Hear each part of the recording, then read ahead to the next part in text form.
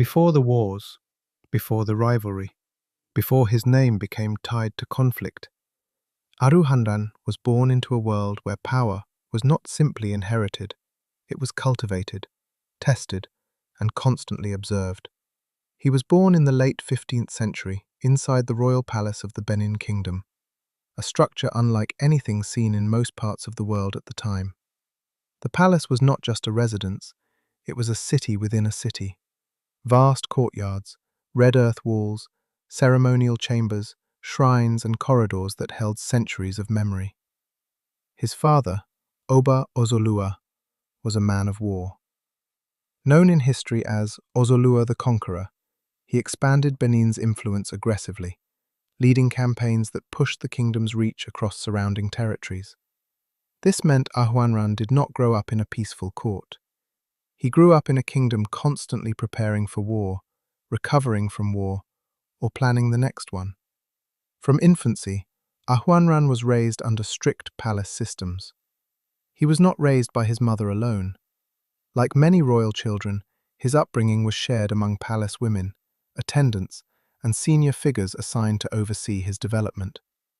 His biological mother is not clearly recorded in surviving accounts, but what is consistent is that she would have been a woman of status, either a queen or a high-ranking consort within the Oba's household. As a child, Arhuanran showed early signs of discipline. Unlike some princes who leaned into play and indulgence, he was known, according to oral traditions, to observe more than he spoke. He watched the elders. He listened to court proceedings. He paid attention to how decisions were made. By the age of 7, his formal training began. He was introduced to the oral historians of the kingdom, the Ihogbe, the keepers of royal memory. These men did not simply tell stories. They trained him to memorize lineages, past rulers, victories, betrayals, and laws. Every prince was expected to understand the weight of the throne, and Arhuanran absorbed this with unusual seriousness. Alongside this came physical training. He was trained in traditional Edo warfare spear handling, sword combat, shield defense, and formation tactics. He trained under warriors who had fought alongside his father. These were not ceremonial lessons. These were survival skills. By adolescence, Arhuanran had developed a reputation within the palace as someone who combined strength with restraint. He was not reckless. He did not rush into combat during training exercises. He studied his opponent, waited, then struck with precision. But there was another side to him that set him apart. He was drawn to the spiritual institutions of Benin. The kingdom operated under a dual system, political authority and spiritual authority. The Oba was seen as both a king and a sacred figure. But beneath him existed layers of priests, diviners, and custodians of rituals that connected the kingdom to its ancestors and deities. Arhuanran spent time with these figures.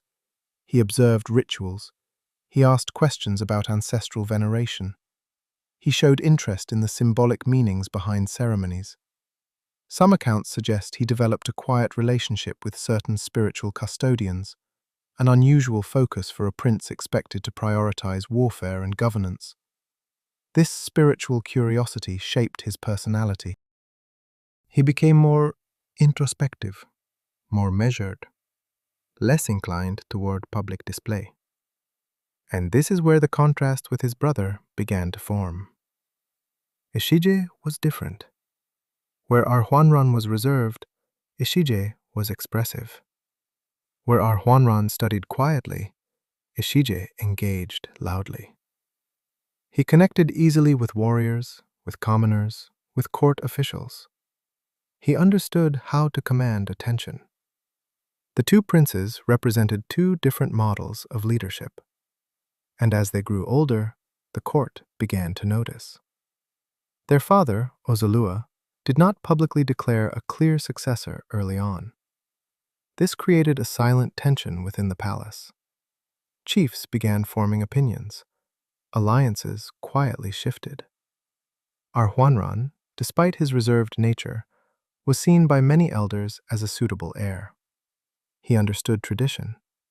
He respected the structure of the kingdom. He did not threaten the balance of power. But Esigie attracted a different kind of support. Those who believed the kingdom needed a bold, visible, and assertive ruler to maintain its dominance. The stage was set long before Ozolua died. When the Oba eventually passed, the tension that had been building for years finally surfaced. Succession in Benin was not a simple inheritance. It required recognition by key chiefs, spiritual validation, and political acceptance. Arhuanran did not immediately seize the throne. Instead, he withdrew. This decision is one of the most debated aspects of his life.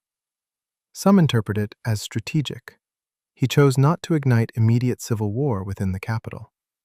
Others see it as hesitation, a moment where his reserved nature may have cost him momentum.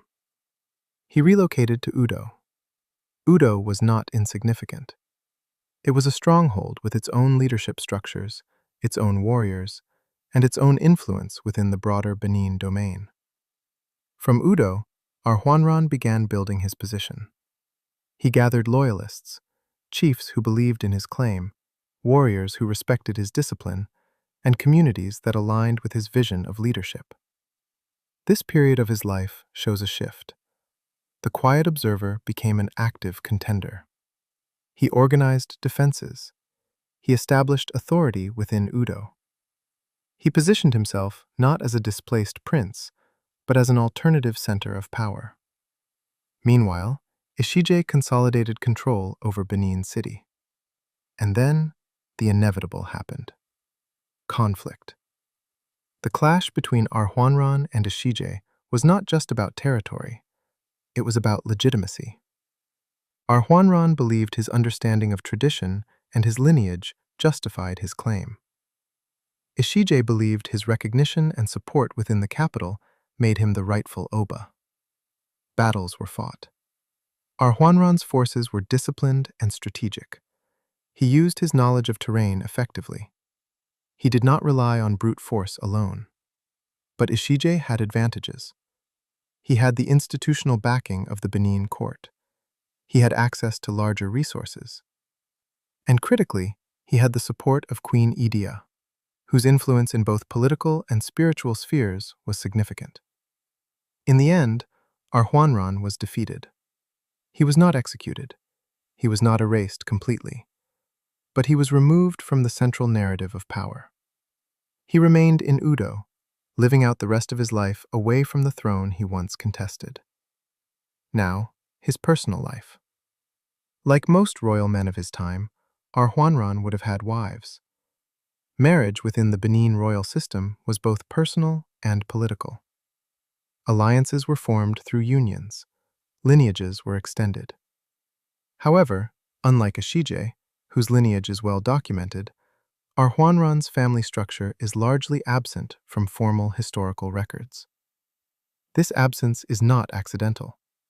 History often preserves the victors, but oral traditions suggest that he maintained a household in Udo, that he had women who remained loyal to him even after his fall from power, that he lived not in isolation, but within a smaller, more controlled community of followers. As for his temperament in later life, he became quieter, more reflective. Some accounts suggest he withdrew further into spiritual practices. Others indicate he continued to advise and lead within Udo, maintaining a level of authority even without the title of Oba. His hobbies, in the context of his life, were not leisure activities as we understand them today. They were extensions of his identity training, ritual observation, governance, and strategy. He was a man who never fully stopped being a prince, even when he was no longer in line to rule. Arhuanran died in Udo. The exact circumstances of his death are not clearly recorded. But what remains is his legacy, a complex one. He was not a king.